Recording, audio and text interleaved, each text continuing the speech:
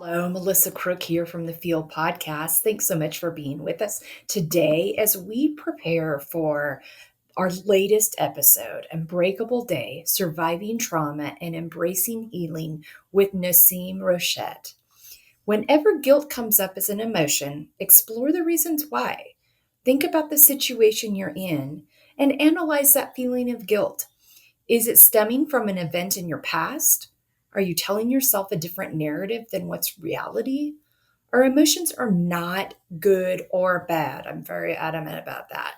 But they rather are indicators and clues to the bigger picture of ourselves that may require a little more exploring. We hope you find these, sorry about that, helpful and supportive today as you engage with our new episode. This one is a big boy. People, this plays out like a Netflix show. You are not going to believe what this woman survives. It's truly an incredible story. So stay tuned as you hear this really, really, truly survivor story with Naseem Rochette. Hello and welcome to the F.E.E.L Podcast this week. I am with a new friend here today, Naseem Rochette, and boy, does she have a fascinating story today. This is one of those ones where my friend AJ Ritchie, and I've worked with AJ on a couple of our other folks as well, but he's one of those PR people that has a really good sense of what we're about here. And he always brings me and people very intentionally. And so if you ever hear podcasts and people out there in the media world, you hear from AJ, give him a listen because he's really great about doing his homework and plugging you into people that are really aligned with your mission. And he's done that again here with Naseem. I got a chance to meet her via Google Meet a couple of weeks ago. And I like when I read her bio and looked at her website before we met, I was like, is this for real? and then I met her and it was like, oh my gosh, it's for real. And you'll know what I mean when we get into our conversation here today. But Naseem describes herself as joyful, energetic, vulnerable, thoughtful, and a happy misfit. Naseem Rochette, welcome to the F.E.E.L Podcast. Oh, thank you, Melissa. It's so nice to be here. It's so great to have you here. Okay, let's get right into it. Talk to me about your journey with prioritizing self-care in your life. And I'm curious as if there was you had a pivotal point in your life that we'll get into that really changed everything for you and was quite a shocking event, actually, and scary. Was there a transition in your self-care and how you viewed your value and your time that you put into yourself after this happened compared to what it was before? So, I don't know if I would say things changed because of, my accident, which, as you remarked, is really like a demarcation point. Yeah. But I think it underscored some things for me and the ways I want to live and take care of myself and also take care of those around me. Sure. So, when I think about self-care, probably the thing that I will, talk about the most now is being kind to ourselves. Mm. And that's not something that I actively thought about before. Maybe I understood it, but I didn't use the words around it. Right. But what I've realized is that, just thinking about and putting more effort in the way we frame our own thoughts has such an impact, not just on our ability to take care of ourselves and move our own goals forward, but in how we drive energy with those people around us. Yeah. That's such an interesting way to put it. And I'm glad you brought that up because I think sometimes we think about it in terms of the physical. And yes, the physical piece isn't important and it does help our mental, emotional, but that approach that you're talking about, that's a key component of it. That shapes the whole, more than we realize, the whole way we take it on, look at it, approach it.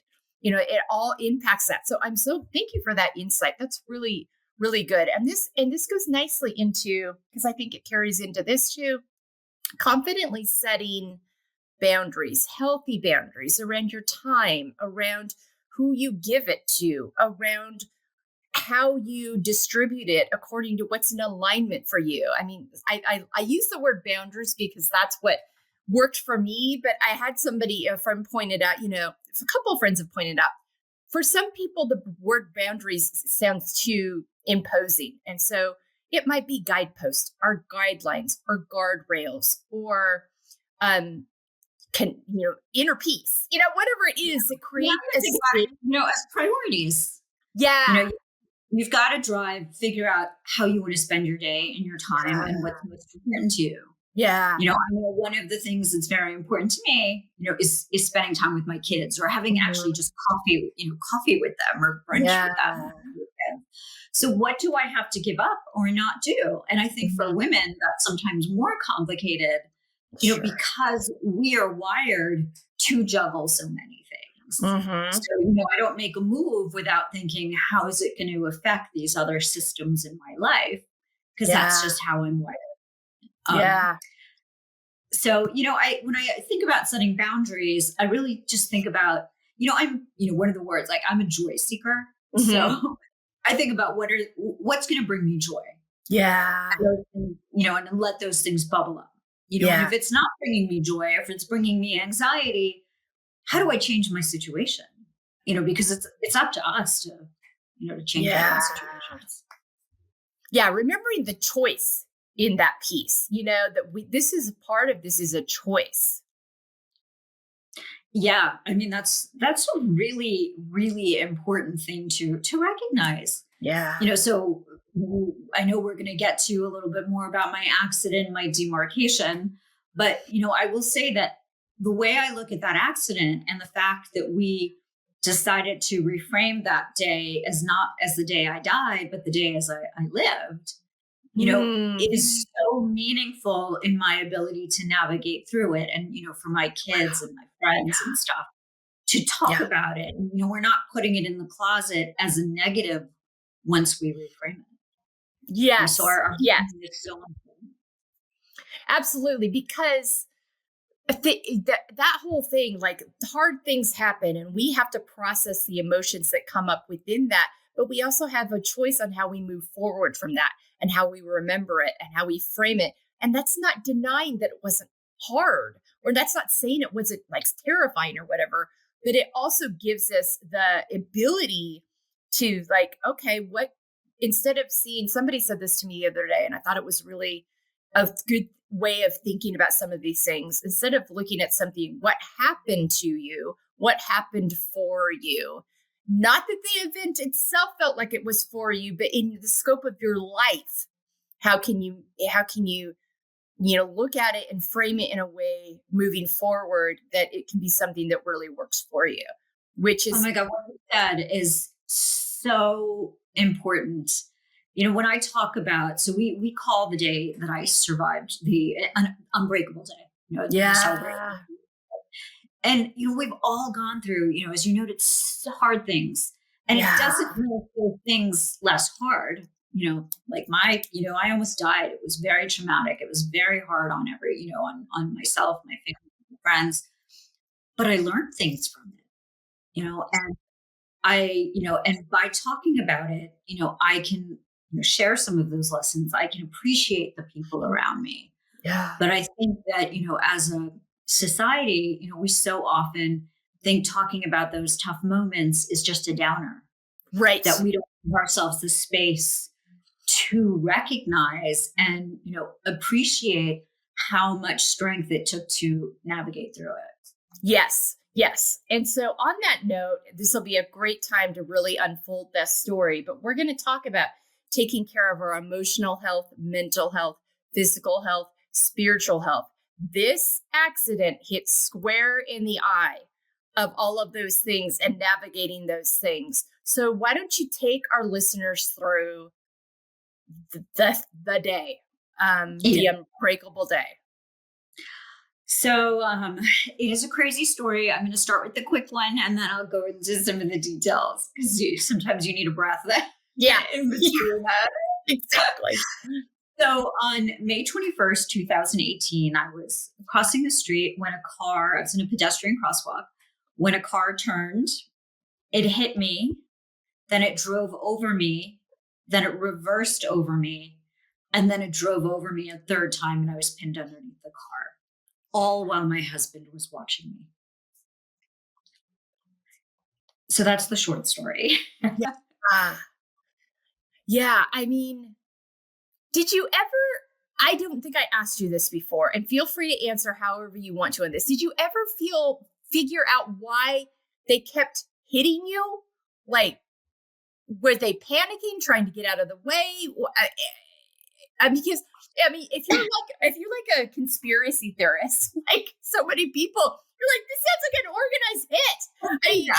I mean, it really does. It sounds like when I first read your story, I'm like, this sounds like a Netflix thing. But oh my gosh, is this real? So talk to me about that and piece too. Yeah. So many people have asked if it's a hit, and no, my husband and I are very happy. Yeah. It wasn't a hit. He wasn't there to make sure the job got done. And I mean, he was just picking me up. And, the driver has never apologized or acknowledged, and that's a whole nother, we could do a podcast on that alone. Yeah. But, in that day and what, we believe is that when the driver first hit me, she stopped. Okay. And so I was still standing. And, and candidly, I'll tell you, your listeners that I was fine. In fact, I was actually having such a good day that day. I was having such a happy day. Oh, and I was like, you're hitting me today. Right. Great day. But, I wasn't worried about it because I was standing and I thought I'll be black and blue. But, it's a cocktail party story, nothing to worry about. Right. And then she accelerated. And I flew onto the hood and I flew onto the roadway. My husband said it was like a monster truck driving over me. And, I was screaming. Other people were screaming.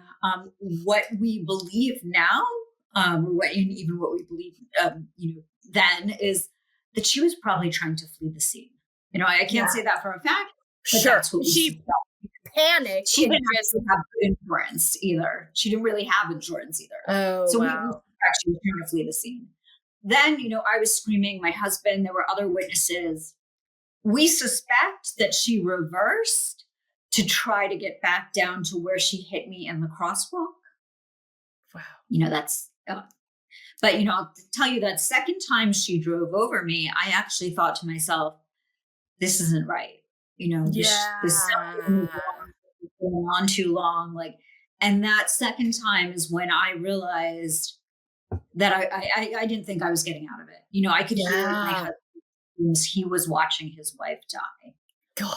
And my everything is in slow motion. So, Sure. Probably a matter of seconds, but I had so many good conversations with myself about my life and, those last moments. And it was actually, in some ways kind of rewarding to know what you're going to worry about or think about in those last moments. Sure.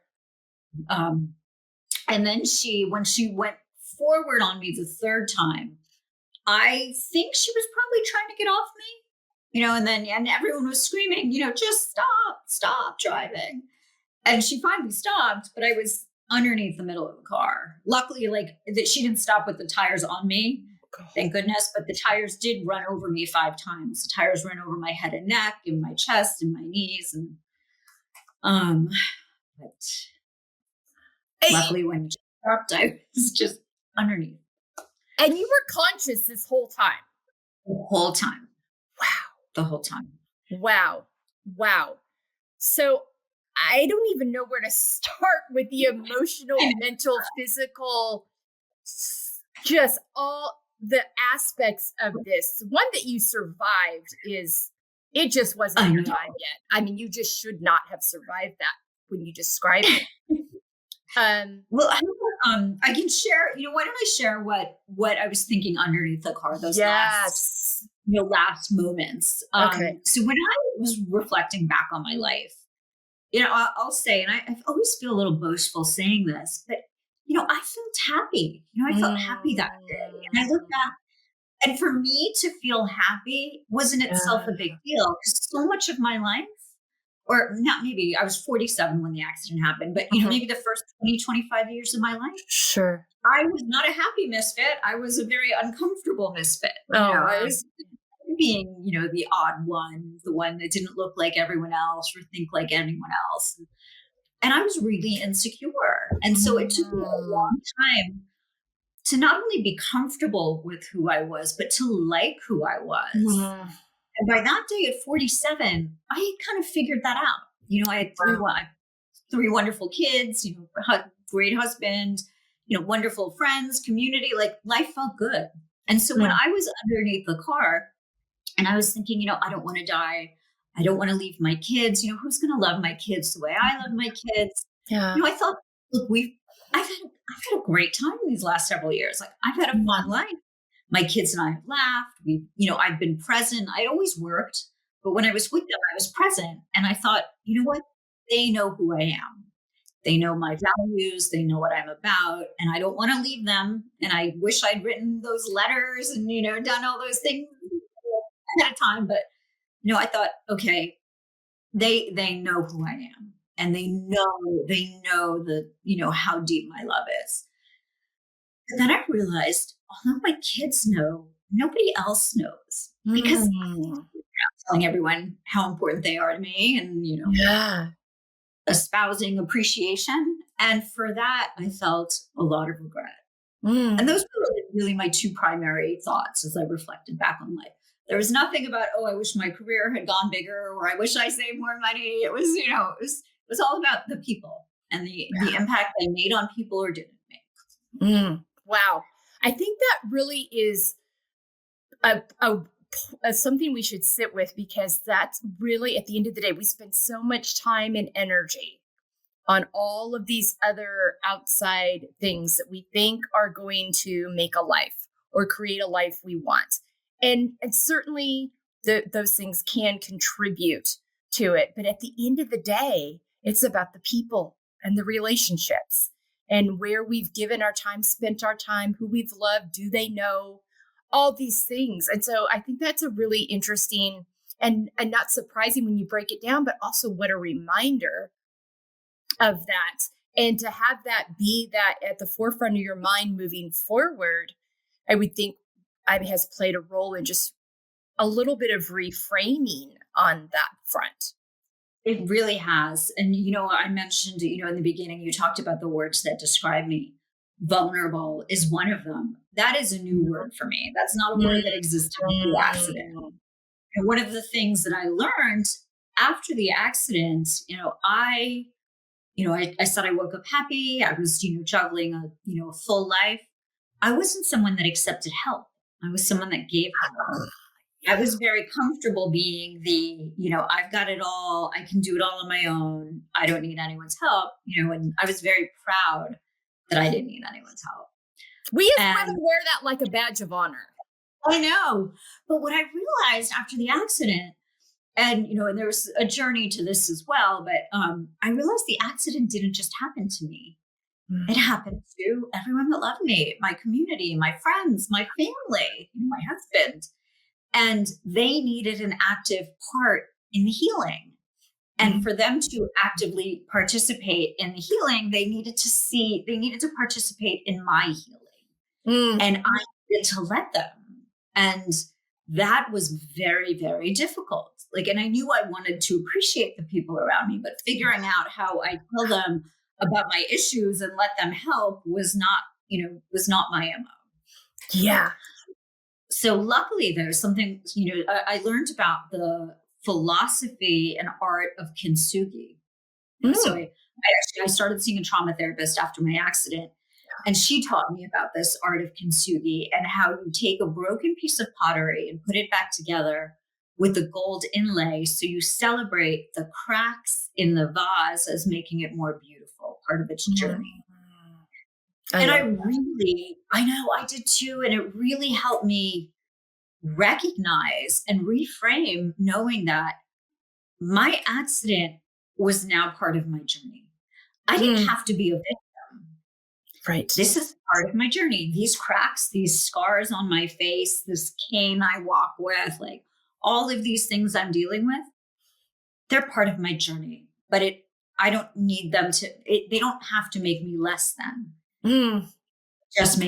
It's just part of my journey. And when I started talking about the accident and the issues and the challenges and the pain in that frame, with that, with that mindset, I wasn't a downer and a victim. I was sharing. And what was amazing is I shared what I was going through.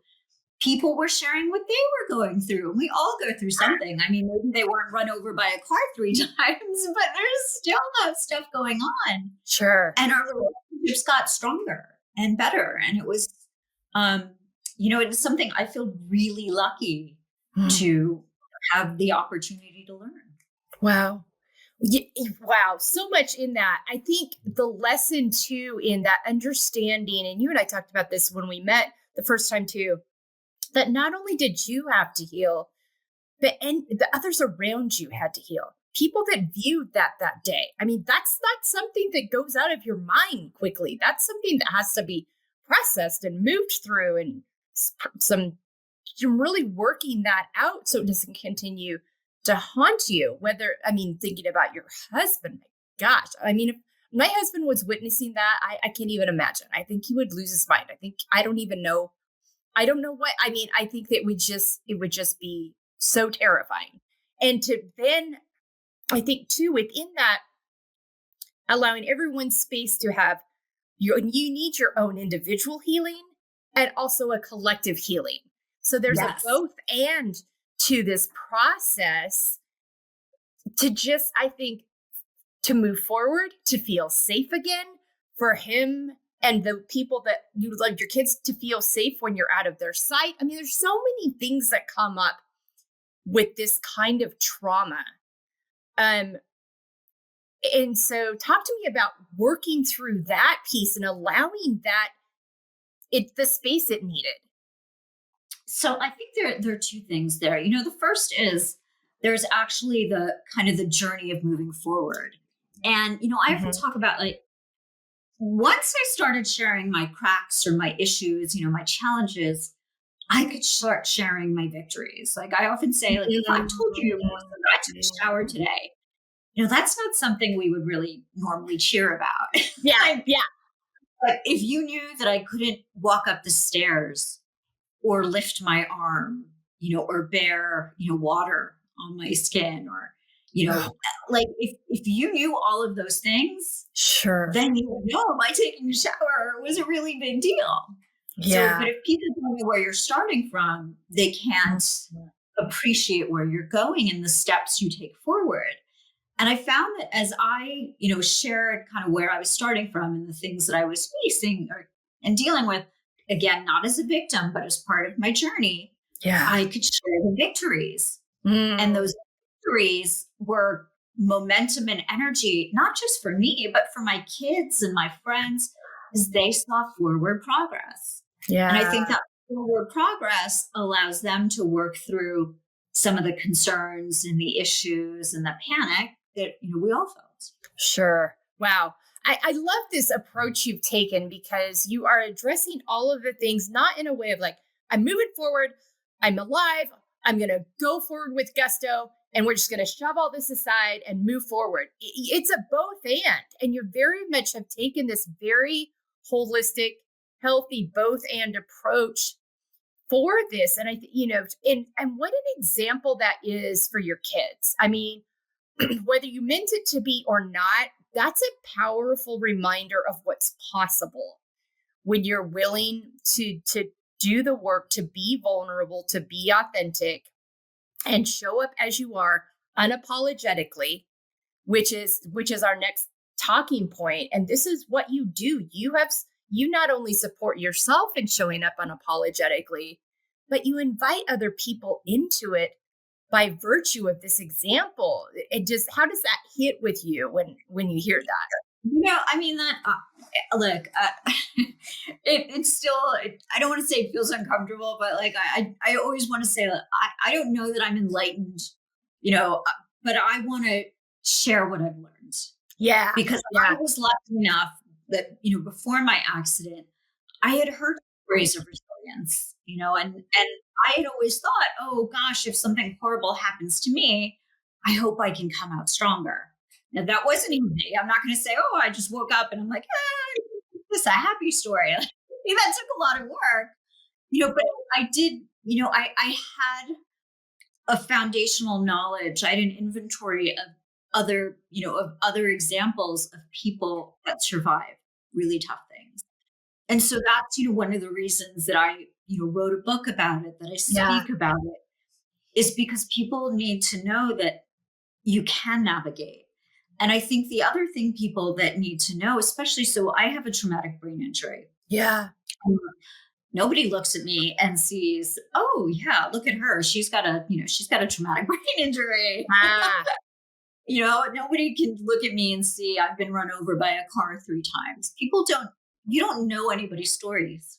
Right. By looking at them. And I found that, and one thing I say to when I do talks is, as leaders, when we share our stories and we become vulnerable, we give people the opportunity and the space to share back. Now, they're not always going to. Sure. But, just by doing that, we start to build a foundation of trust and connection. And I think it makes relationships so much more rewarding, and even feeds into that whole reframing. Yeah. Yeah. And safety, that safety, you've opened that door. It's an invitation. I mean, I think that's so much a part of it. All right. Talk to me then. Let's get into the why and values. You had a specific why when you decided to do the book and start doing public speaking. I have to believe there was a specific thing in your makeup and your values and your why. Talk to me about that and what led you down this road. Yeah. So, I was not a sharer before the accident. And even now, it's hard for me to say I'm a sharer. Mm-hmm. But when the accident happened and I was in the hospital, so look, let me just say again, I was run over by a car 3 times. The tires went over me 5 times. And not only did I survive, I did not break any bones. Are you made of cartilage? That's wild to me. I have crazy theories on how that happens. I call it I drink a lot of chai. Maybe it was the milk I drank every day. I don't know. But, when I was in the hospital and we were all in shock, they were doing test after test, and the nurses and doctors kept saying, you survived for a reason. You need to pay it forward. And, all I thought is, I just want to survive. Like, paying it forward was not a burden I was ready to bear. Right. But it did succeed. Yeah. And so as I was healing, and trying to reframe my story, I also thought, I want to share something. I don't want to change my life, but, I want to share what I can share. If there's anything I've learned that I can share. Yeah. So I started capturing some of the insights, and, I had my, my lessons or insights, and I would just email them out to my friends. Mm. And then COVID happened. Mm. And, so by that point we had already done, our first Unbreakable Day. We had celebrated, and Unbreakable Day is what we call the holiday, the day of the accident. And we celebrated as a day to give yourself credit for what you've been through, to appreciate the people that help you get through those things. And that's, a day that I would share my lessons. Mm. And then when COVID happened, it was almost like this giant Unbreakable Day, this, just really ongoing tough moment. And I thought some of the things that I've learned could help other people. Mm. And you know what, if I could have just said, here are my 10 lessons, world, done, I would have done that. But I knew that those lessons wouldn't be meaningful without the context of my own story. Sure. So that's how, it started, with me writing a memoir, because honestly, putting all of the details of my life out there was not really good. Yeah. But I knew I needed to do that to give these, other points value. Yeah. Yeah. And give it the context. Yeah. And my why for that is, is really because I want other people to reframe their unbreakable days. Yeah. And so many people since, the book has come out and I've started speaking have said to me, I've always kind of sat in my room and cried on the anniversary of, my trauma. But today I'm holding my head higher and I'm recognizing that I navigated it and it's my unbreakable day. And, we're going out and, we're celebrating instead of hiding. I love that. I think that is so powerful. I mean, that within itself, the ability, because I love this, how you frame this, you treat it like a holiday. I think it's just wonderful. And what a wonderful celebration. And you truly, I mean, and it's so accurate because to not break a bone in your body, that's still rolling around in my head. But for you to you had a traumatic brain injury.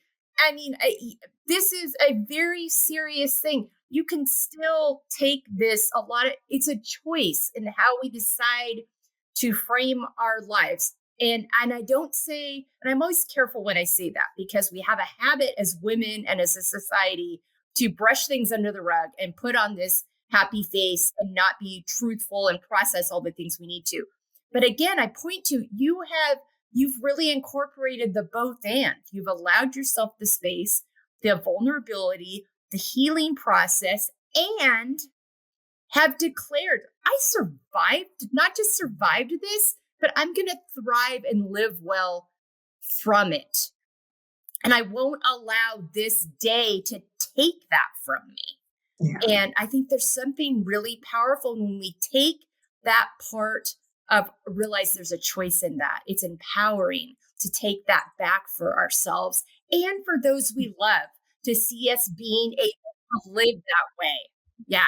For those that we love, it is really just as important to show up. Yeah. I mean, because that all impacts their healing and their ability to continue to move forward and know how to show up and support you in that. But you said something earlier I want to go back to a little bit, that learning that it's okay to ask for help.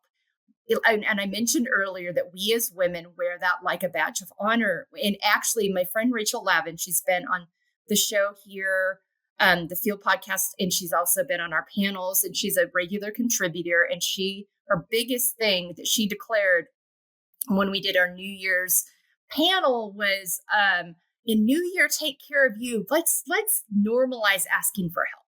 Let's normalize that this is good for us, and it's okay, and it's good for our health, and it's good for other people's health, because there's so many people out there that want to help. So I think also too, that was probably something you didn't expect out of all of this, but that ability to see the overall, or when it's not a chink in the armor, to ask for help, and how empowering it can be. You brought that up because, so I actually talk about, that vulnerability and accepting help and letting people help as a dimension of strength. Because sometimes I may not have needed the help, but other people needed to help me because they needed to on the journey. And I think when we reframe it, as it's also, it does take strength to do something that might be uncomfortable for someone else's benefit. Right. That it makes it a little easier to, initially, adopt that habit that has felt so uncomfortable for most of our lives. And I will say, so the first time, when the accident happened and I wasn't used to accepting help or sharing my, my cracks, when people would send me flowers and bring me dinners, I was so embarrassed, Melissa. I was like, I don't need this. My kids don't need your help. This is not who I am. In fact, I was, I say it was like a debt in my ledger. I was telling the kids, like, write down who sent the flowers so I can send thank yous later. And, stuff. They weren't expecting thank yous. And then, so 3 years after that, or a few years after that, my parents died. And both my dad, and then 3 weeks later, my mom. Oh, wow. And again, another very traumatic, and people were sending flowers and buying me dinners. And I could just appreciate it. I could just appreciate the kindness, and it felt so good. And it helped so much because I was able to accept it. Yeah, you were able to receive it with the love that it was intended. But yeah, I think we're like, and so many times too, when we're the ones that are used to being the ones that show up at the door with the meal and the flowers. Yeah. But we're very uncomfortable being on the other side of it. Yet we're automatically thinking of how we've got to repay them later when that's not why they did it. They're not looking for reciprocity. They just want to find a way to show up and support you. And this is what connected with them that they thought you might need. And so, yeah, that ability to receive that with the intention behind it is such a gift and such a, it's such a great lesson. Yeah, absolutely. So good. All right. And this really goes nicely into living out of your own expectations versus others' expectations. And you said earlier, when people reach you on the street, they have no idea that you were ran over multiple times with a long-term brain injury. That's not something that they let me know too. There were many. I didn't break bones, but I couldn't walk. I couldn't see. I had nerve. Tons and tons of issues. I was raw like a burn patient. I had nerve damage. Like lots of issues, but nothing was broken. Interesting. Thank you for reframing that, because I think too, that makes sense. If you think about if it's being hit that many times, the pavement just takes your skin off. Really, I just within all that. So going back to so I would imagine you were hospitalized for a long, long time. No, surprise again. Yes, I know. So because nothing was broken, look, and my body was raw like a burn patient. I had nerve damage. I had to get a stent put in my eye. My face was all cut up. There were a lot of issues, but because nothing was broken, they never moved me from the ER to admitting me into the hospital. Oh, so I was home in 24 hours, and I was home, and I say nothing was broken, but I was completely broken. I couldn't do anything. I couldn't sit down. I couldn't walk. I couldn't, I was unrecognizable. Sure. I was in very, very bad shape. And, one of the complexities for me is I went home, and not only there was all this physical, damage, and, I had the traumatic brain injury and I couldn't think anymore.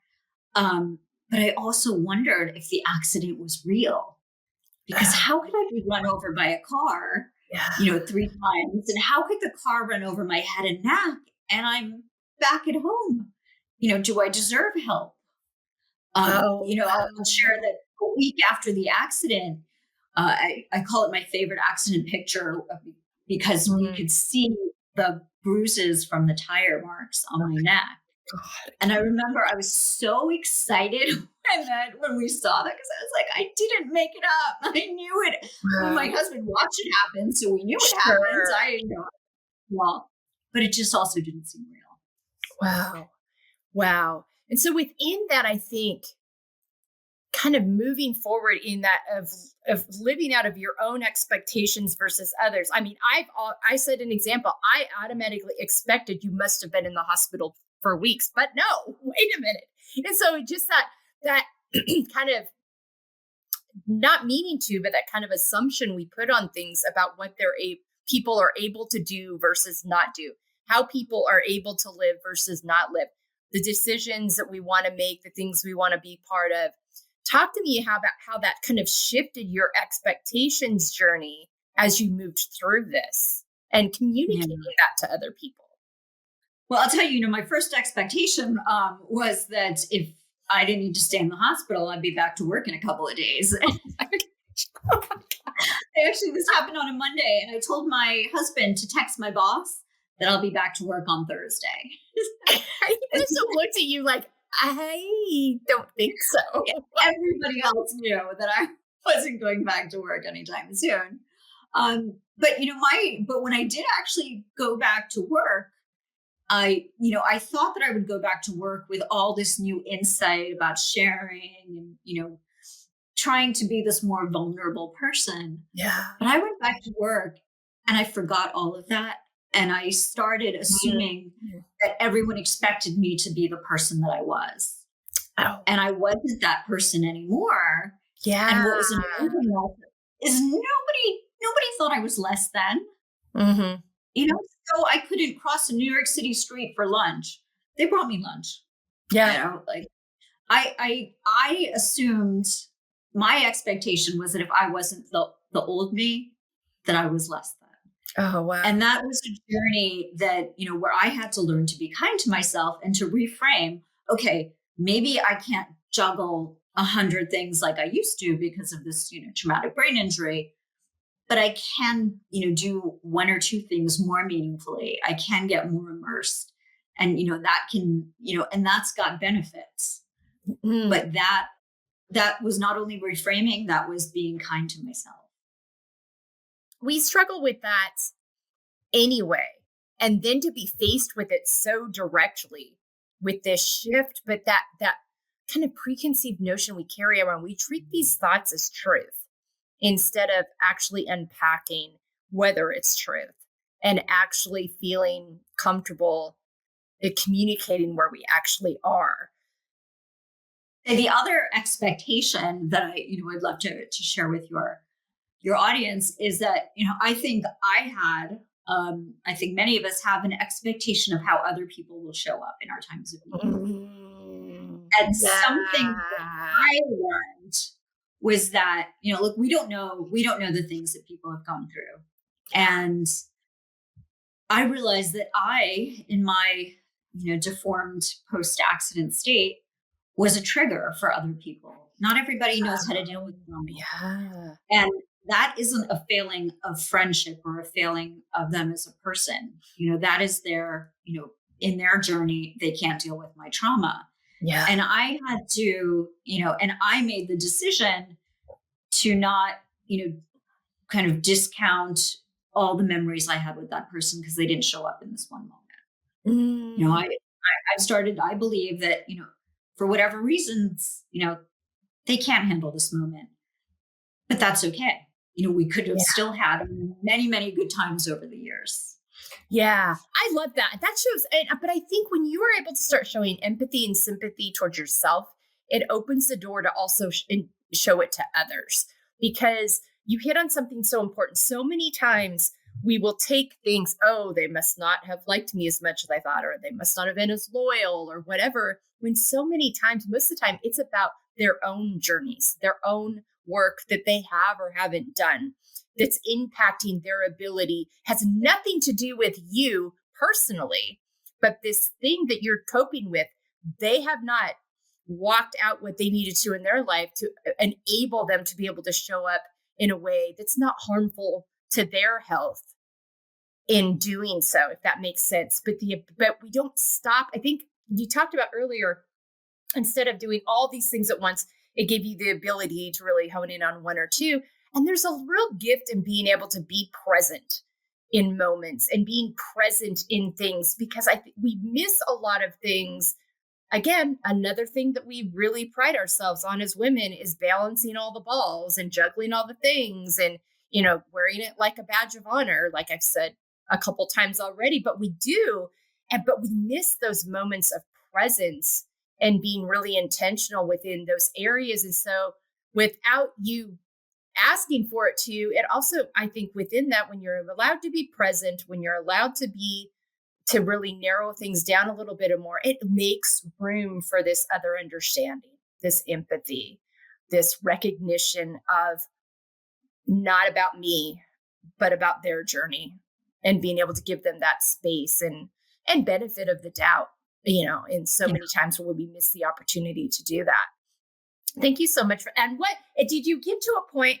Because I would imagine, you know, going back to a job, and it's natural for you to think, well, it's my job. They're going to expect me to show up like I've always shown up. When were you able to kind of cross over that sphere and realize it was okay to be who you were now? Well, you know, it's interesting. In some ways, I had no choice. I mean, there were the outward things like not being able to cross the street or being so tired I needed to nap in the middle of the day. You know, there were the small things. From a mental perspective, I could not, as I mentioned, juggle things the way I used to. Sure. And my job was essentially to be a complex problem solver. Oh, wow. And I thought, wow, how am I ever going to be effective? Am I ever, I went back to the job, but I didn't really know if I was ever going to be good again.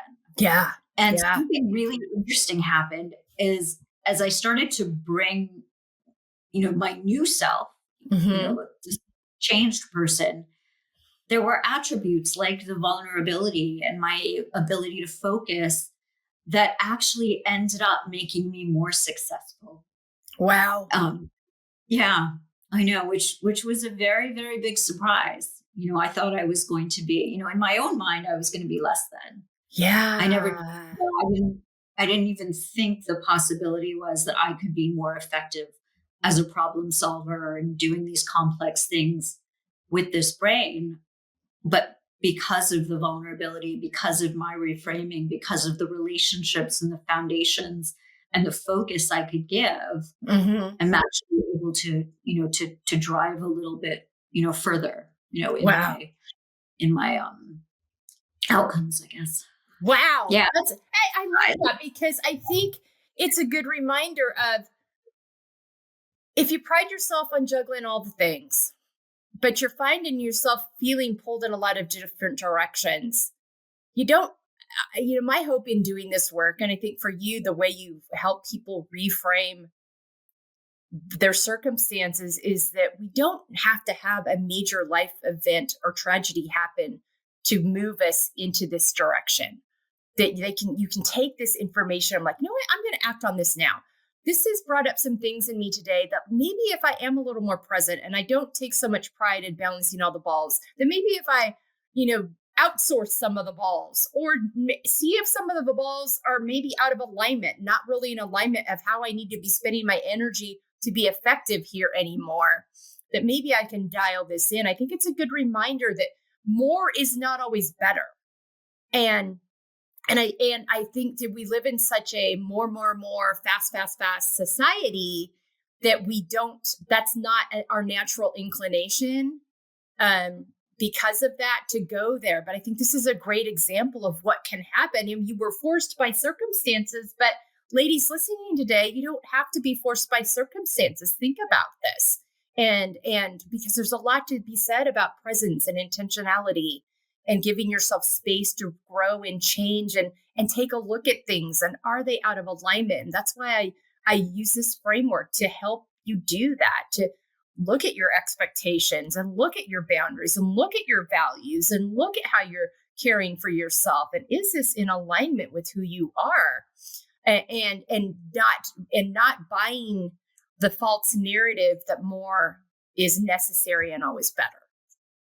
Yeah, we own our story, our narrative. Well, and I think too, this had to probably you have to really carefully manage your energy too, in terms of what you can give to each thing, still wanting to be fully present and all the spaces in your life. So I would imagine that is a big part of it too. Yeah, absolutely. I mean, it's where our conversation started, boundaries, priorities, for me, it's what brings me joy. I will put more effort into, and if it causes anxiety, I figure out how do I get rid of it. Yeah, absolutely. Well, and this really goes nicely into this whole conversation is really poured into this aspect, but accepting the layered aspects of ourselves. You've made a choice to accept your layers. And I think sometimes we get the idea that by accepting our layers, that means we have to love all the pieces and parts of our story and our life and our choices. And that is not true. But there is a place where we need to acknowledge them, process the hurt and the trauma that may have come from some of these things, and then move forward from where we are with, you've taken this unbreakable attitude, but also you've allowed yourself the space and time to heal and move forward from the trauma, from the difficulties, different challenges that it's brought up for you. You had to kind of meet yourself where you were and redefine how this was going to look in the different aspects of your life. But that is it starts with embracing those layers. And it's something I talk about almost every episode because it's been so key in my journey. And I think that it's very much applies to you as well, is being curious rather than judgmental, and opening that door, because curiosity allows for the empathy, allows for the sympathetic response to yourselves and to others. It invites that in. It takes away the judgment and narratives and assumptions and makes room for, okay, so this is where this was based on this situation. Yeah, it makes sense that I did that. I don't have to love it. I don't have to love that this woman decided to mow me over 5 times. Of course, I don't want that to happen again, but also it did. So I have a choice now of how I'm going to move forward from that and not give that day the power to be a dark cloud over my life. And that really is just, so you're just how you've approached this. You have defined embracing layers. But tell me about how you feel about that. If you feel like that's something you can connect to. Absolutely. I mean, I call it the cracks, like the consumer cracks. It's all about like whether you call it layers or cracks, it's our journey. Yeah.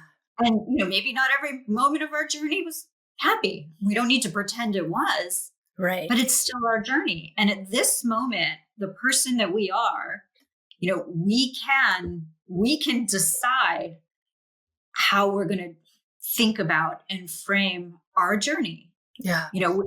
And if there are really tough things that for some reason need to stay in your narrative, how do you find, how did you grow from it? Mm-hmm. Is there strength you can take from it? But you can't change your journey. No. Your journey happened. Yeah. And I think that knowing and believing, and hopefully you did the best you could at the moment with the information. Yeah.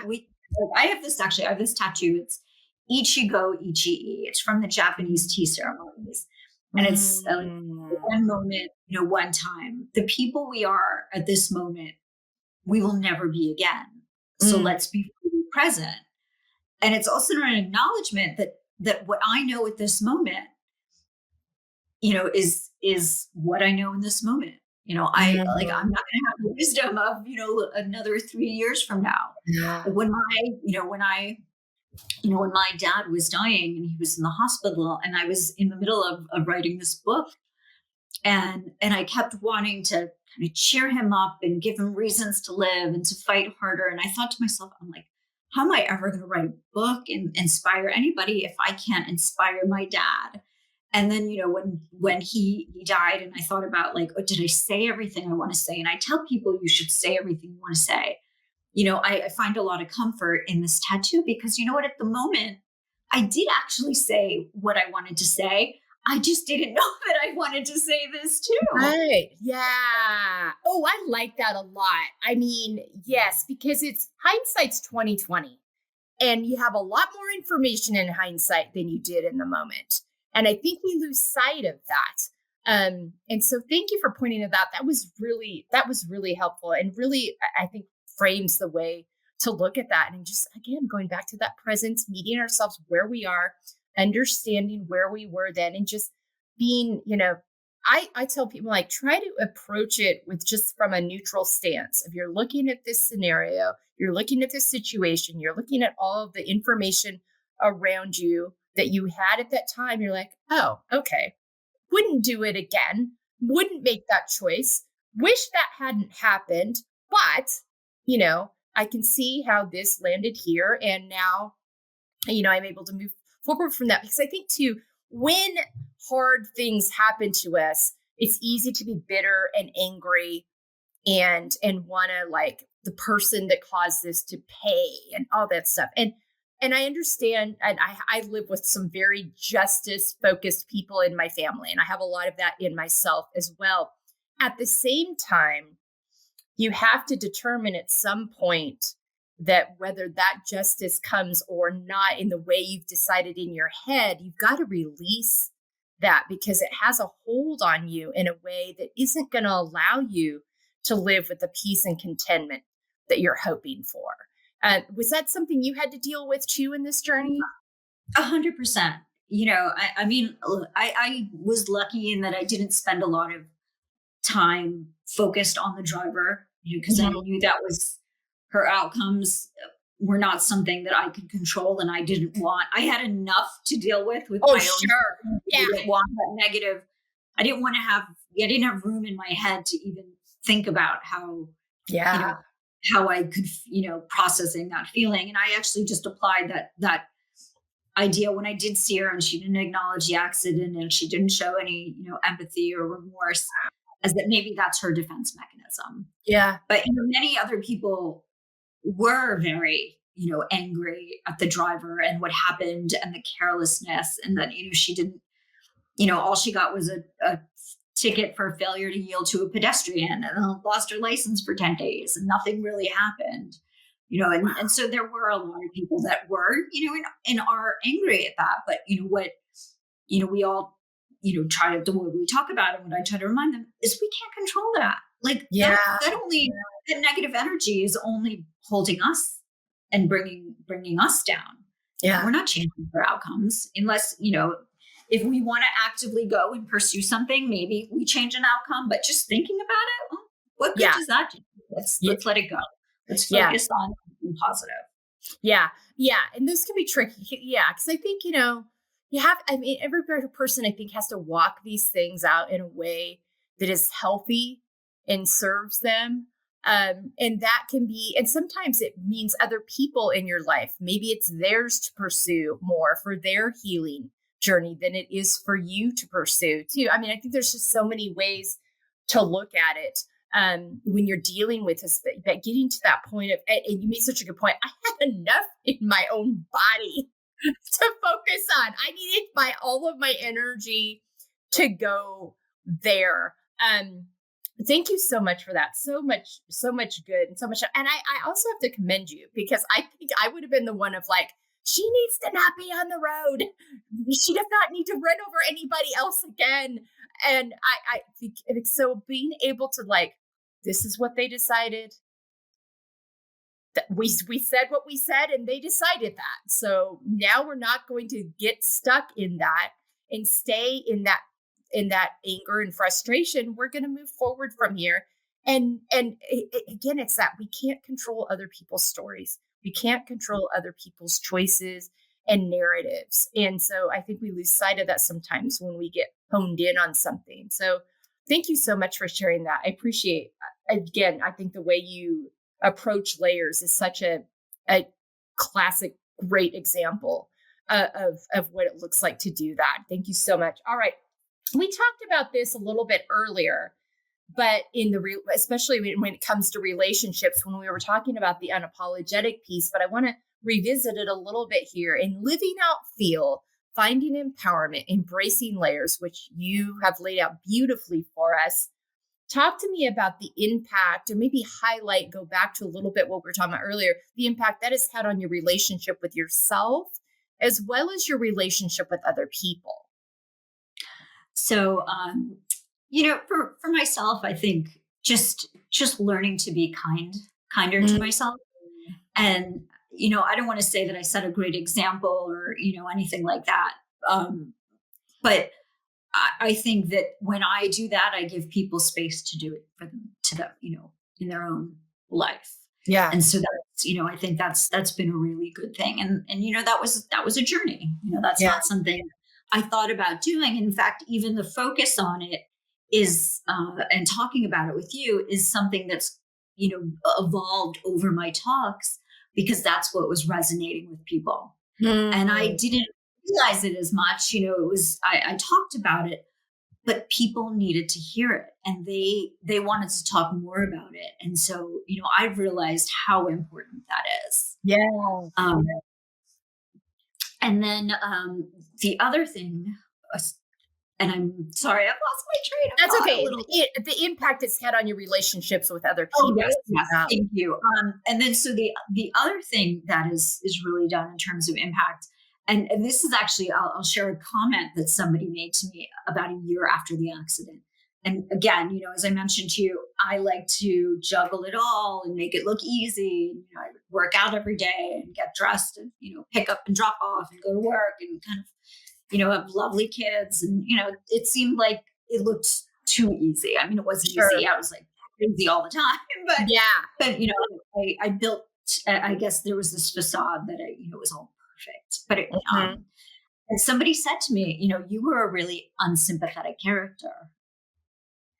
And, and I didn't realize that just by having, and I mean, I was, nice enough, when I talked to people, but just having that, people only saw, the facade, if I didn't know someone and I didn't share my story and I realized how much more, rewarding my relationships are once I started to share and they shared back. And that doesn't happen. I mean, I was still that, person, that a drop off and pick up, but now I was more vulnerable. Really changed the dynamic of my relationships. Wow. Thank you so much for that. Oh, that's so good. Thank you so much. All right. Well, we are down to the end here, the rapid fire, as I like to call it. Name 5 activities that nourish you. Brunch with my family, coffee with my son. He loves to, I have 3 kids, one of the kids just loves to sit and have a cup of coffee and talk. And he says that he learned over the years to, coffee is a moment to be present. You put your phone away and you chat. And so, I love that. I think getting a text or texting someone that I don't talk to every day, that's really important to me. I have 6 animals, 4 cats and 2 dogs. So I have a joy every morning waking up to just fluff. I love that. Big soft fluff balls. Everywhere. Oh my gosh. Those little things, they're all just filled with love. And so that's what nourishes me. And this is going to sound strange because I can't predict this, but even when I'm taking a walk or I go, whether I get a coffee or go to the store, random smiles from strangers, that just show warmth.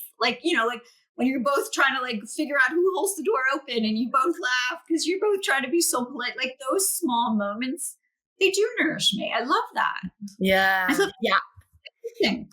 It really is those little things. And we sometimes focus so much on the big things, but it really is those little things that make up a day in a life that bring us those moments of joy. I love that. Thank you so much for that. All right. 5 words on how you want to feel the next 6 months. So always joy. I think, pride that I've been doing good work and sharing. I like to feel accomplished, that I have used every moment of my day, never the opposite of lazy, I guess. And, just appreciative. Oh yeah. I think appreciative probably has to have a whole new meaning for you now in all that you've been through. But I want to go back to what you said before that. I think and how you approach your days when you're doing things that are in alignment with you and line up with who you are as a person, it feels less like work and more like living a life. And I think that has a lot to do with those moments that we feel, because they're not all draininess and taking all of our energy all the time, because I feel like you've really aligned your life in that way. I try, I actually was having a conversation with somebody about burnout. And I said, burnout, in my perspective, burnout isn't necessarily about the workload. It's the feeling that you're running uphill in stilettos and not getting to where you want to go because you don't have the connections to share the journey, to share the victories and the milestones. So you don't feel like you're making progress because you're so lonely. Oh, that's really good. Oh, that's a great way to wrap this up. That's a really, really interesting, I think, way to sit with that and think about that. Thank you for that. Okay.